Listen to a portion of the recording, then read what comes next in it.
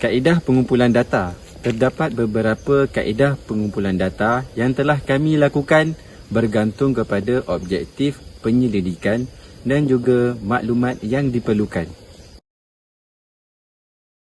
Penggunaan borang soal selidik melalui Google Form yang telah diserbarkan kepada para responden untuk mendapatkan survei tentang keberkesanan vaksin COVID-19.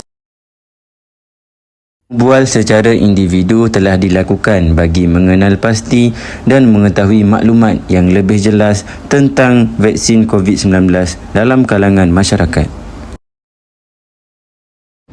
Pencarian maklumat berkaitan keberkesanan COVID-19 juga telah dicari dari pelbagai sumber internet. Ini bertujuan untuk mengukuhkan lagi kajian dan analisis kami berkenaan dengan keberkesanan vaksin COVID-19. Ianya dapat membantu dalam penyelidikan dan analisis kajian. Kami juga telah menggunakan jurnal yang telah dipilih dari cara internet dan juga akhbar-akhbar berkaitan secara atas talian.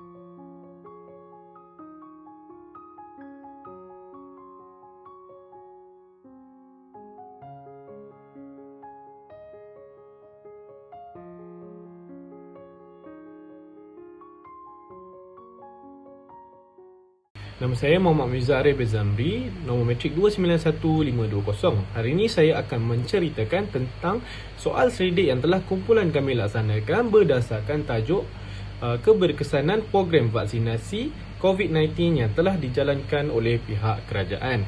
Soal selidik kami terbahagi kepada 3 bahagian, iaitu bahagian A, B dan juga C.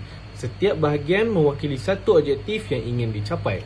So, bahagian yang pertama iaitu bahagian A, objektifnya adalah mengetahui tahap kesedaran rakyat Malaysia terhadap program vaksinasi yang dijalankan oleh pihak kerajaan. Dan contoh soalannya adalah, saya sedar bahawa wujudnya akan virus yang tidak aktif seperti Sinovac.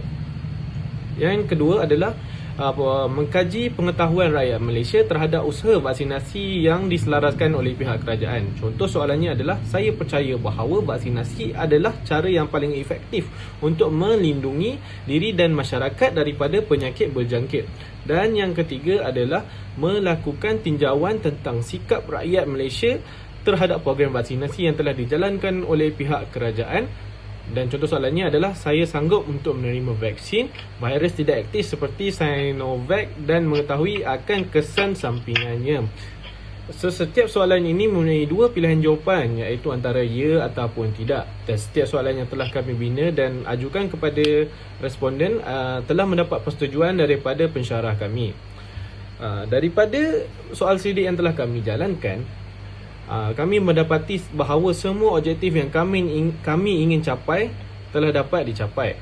Dan sebanyak 97.5% daripada responden kami berpendapat bahawa rakyat Malaysia bersetuju bahawa program vaksinasi yang dijalankan oleh pihak kerajaan mempunyai impak yang positif dan membuatkan mereka berasa lebih selamat untuk menjalankan kehidupan seperti sedia kala. Assalamualaikum, nama saya Hurul Ain Azakiah binti Syarifuddin, nombor metrik saya 291219. Cabaran menyiapkan tugasan iaitu yang pertama adalah orang yang lebih berusia menghadapi kesukaran untuk memberi maklum balas mereka. Hal ini kerana mereka bukanlah seperti anak muda zaman sekarang yang celik akan teknologi. Hal ini menyebabkan mereka agak susah untuk mengisi borang atas talian, yakni kaedah yang digunakan dalam kajian ini. Seterusnya adalah keberadaan ahli kumpulan yang berbeza. Hal ini memainkan peranan yang penting kerana kami susah untuk berjumpa dan menyiapkan dan berbincang untuk menyiapkan tugasan yang diberikan. Yang ketiga adalah memastikan sumber rujukan yang digunakan adalah sahih dan relevan. Kami perlu melakukan kajian beberapa kali untuk mengenal pasti sumber rujukan adalah sahih dan tepat sekali. Akhir sekali adalah memastikan tugasan yang diberikan memberi manfaat pelajaran yang relevan. Kami bertungkus lumus memerah otak untuk mencari idea tugasan yang bernas supaya dapat memberi manfaat kepada orang lain. Terima kasih.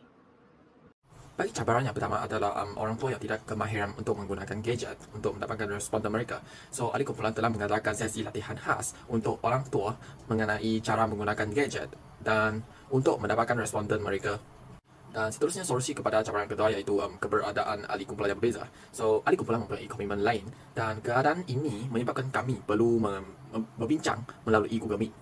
Solusi bagi cabaran yang ketiga iaitu memastikan sumber-sumber rujukan yang digunakan adalah sahih dan relevan. So, ahli kumpulan perlulah memastikan sumber rujukan yang digunakan adalah rujukan yang sahih dan relevan. Yang seperti jurnal akademik yang telah melalui proses penyelidikan, dan mereka perlulah memastikan sumber-sumber rujukan yang digunakan adalah relevan, berkualiti dan dipercayai. So, solusi kepada cabaran keempat iaitu memastikan tugasan memberi manfaat perbelanjaan yang relevan, iaitu ahli kumpulan telah tentukan dengan jelas apa yang hendak dicapai dengan tugasan tersebut, dan objektif yang terperinci membantu ahli kumpulan memahami lebih jelas dengan lebih jelas lebih baik apakah yang hendak dicapai dalam tugasan tersebut.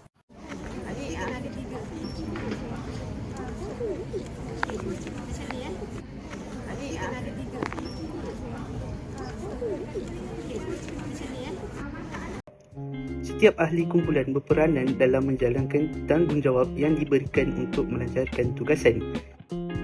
Yang pertama, Nurin Ervina Aisyah binti Hazmiruddin berperanan sebagai ketua kumpulan dan bertanggungjawab untuk mengagihkan tugasan. Yang kedua, Horul Ain Azakiyah binti Syarifuddin yang ditugaskan untuk menyediakan pengenalan tentang kajian dan membuat Google Form untuk pengumpulan data. Yang ketiga, Farah Nadiah binti Maknoh. Farah diamanahkan untuk menyimpulkan semua tugasan untuk dilaporkan kepada pensyarah dan menyunting video tugasan. Yang keempat, Muhammad Amirul Ani bin Muhammad Hadapi yang berperanan untuk menjana idea-idea berkaitan dengan tugasan serta menganalisis data. Yang kelima, Lim Wei Yan. Lim telah mengetuai konsultasi bersama pensyarah dan mencari maklumat yang berkaitan dengan kajian. Yang keenam, Muhammad Mifzal Arif bin Zamri yang bertanggungjawab dalam menguruskan soalan-soal selidik dan memberi data terkumpul untuk dianalisis. Dan akhir sekali, Muhammad Afiq Aiman bin Aziz. Afiq berperanan dalam menyampaikan dan menerangkan kaedah-kaedah pengumpulan data dan menghias infografik untuk menjadi tarikan orang ramai.